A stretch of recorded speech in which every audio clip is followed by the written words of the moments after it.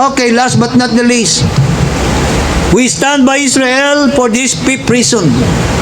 Because we chose to side with the good, not with evil. Kaya tayo sumusuporta sa Israel dahil pinili natin yung nasa mabuti, hindi yung nasa masama. Kaya nga nakakalungkot mga kapatid, bakit ang daming sumusuporta sa Palestine? Ang daming nagsusupport sa mga rally, kahit sa mga universities, mga schools, no? Hindi nila kasi alam kung alin ang mabuti at yung masama. They cannot identify or define which is good and which is evil. Hindi nila ma-identify na yung ginawa ng mga Hamas na sila ay pumasok doon sa boundary ng Israel, pinagbabaril nila yung mga makita nila mga civilian, ni-rape yung mga kababaihan, tapos pinatay, at yung mga bata, ganun din, pinagpapatay, meron pang buntis na winakwak muna yung kanyang tiyan, kinuha yung bata, pinatay din yung bata, tsaka yung nanay ng bata, tinuluyan na rin. No? Tapos ng hostage pa sila ng more than 200 na mga Jews. Alin doon? Anong mabuti doon mga kapatid? Hindi yun ma-identify ng mga nagpo-protesta. No? Gusto nila palayasin ang mga Hudyo at sinasabi nila genocide, yung pagbobomba ng mga Israelite doon sa lugar ng Gaza, mga kapatid. It is not a genocide. Alam nyo ba yung tinatawag na genocide? Para maklaro po tayo. It is indiscriminate firing to people or civilians. Yun ang genocide. Indiscriminate. Sino ba yung nagpapalipad ng mga rockets na walang target? Pero palipad sila ng palipad ng rocket. Diba yung mga Hamas yun? Diba yung mga Palestinian Islamic Jihad yun, diba? Oh, yun ang genocide. Kasi indiscriminate firing yun. Bahala na kung saan bumagsak yung rocket nila. And sad to say, brothers and sisters, maraming misfiring ang mga Hamas. Maraming mga bumagsak na rocket sa loob mismo ng Gaza. Maraming mga taga-Gaza na mga Palestino rin ang namatay dahil doon sa misfiring ng rocket ng Hamas. Ngayon, hindi yun ibinabalita ng mga kakampi ng Hamas.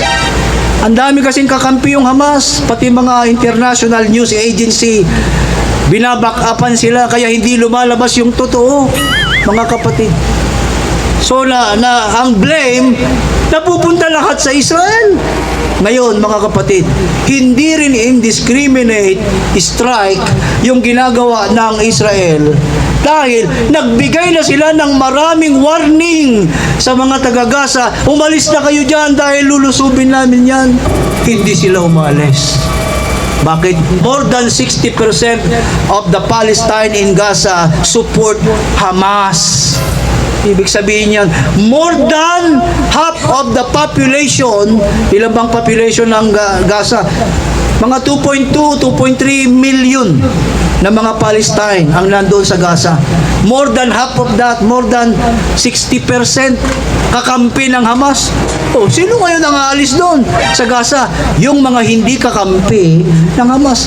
Very few ang nag-evacuate. At yung ibang nag-evacuate, tinatakot pa ng mga Hamas, papatayin namin kayo pag umalis kayo. Bakit? Gusto ng mga Hamas gawing human shield yung kanilang mga tao sa Gaza. Kaya, hindi imposible na madamay, maging collateral damage yung mga bata sa pagbobomba kasi ayaw nilang umalis. So, hindi yun matatawag na genocide, mga kapatid. Ulitin ko, yung genocide, indiscriminate firing or bombing yon. Walang warning doon. Pero dahil professional and very spiritual ang mga Israeli, ang Israel Defense Force, nagbibigay muna sila ng warning bago sila tumira sa mga headquarters, mga building, infrastructure ng mga Hamas. Patas, fair ang mga Israel, no? Magwa-warning muna sila bago sila sumugod, bago sila maglaglag ng bomba para umalis yung mga tao, hindi sila madamay. Kaya nga lang, yung katulad ng nakita natin sa mga balita, mas marami ang sumusuporta sa Hamas.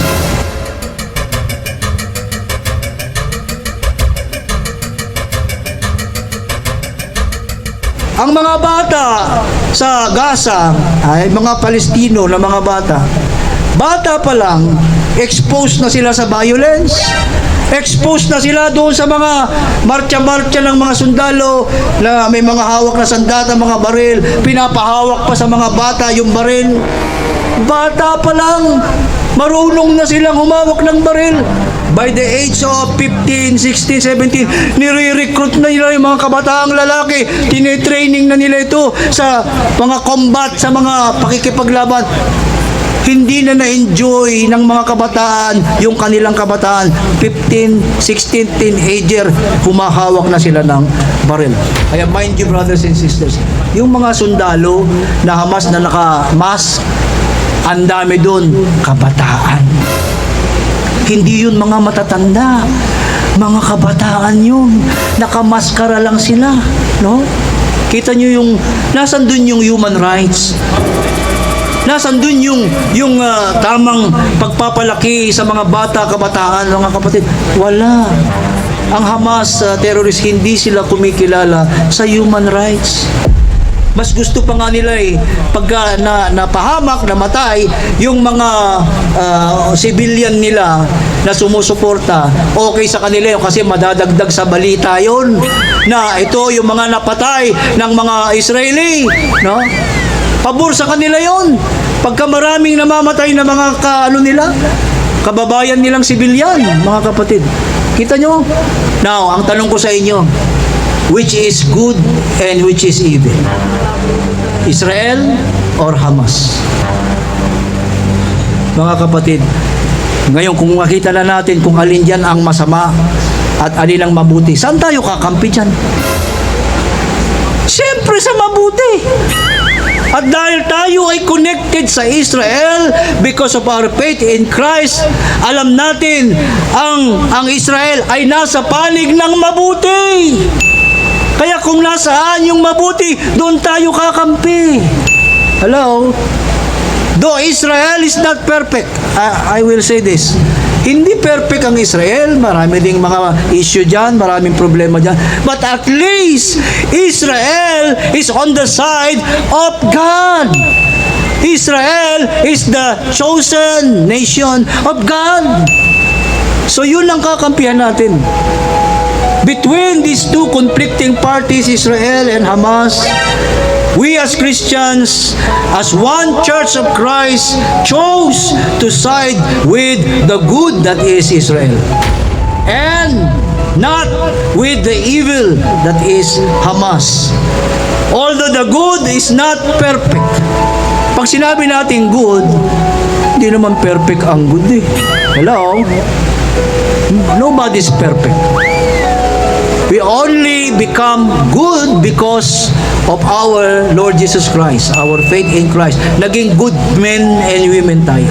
Naging righteous men and women tayo. But we are still on the process of perfection. We are on the way to perfection. When the perfect comes, when Jesus Christ, who is the perfect one, comes back, then we will become perfect. Not only good, but perfect. Amen. Palapakan natin ang Panginoon. Hallelujah.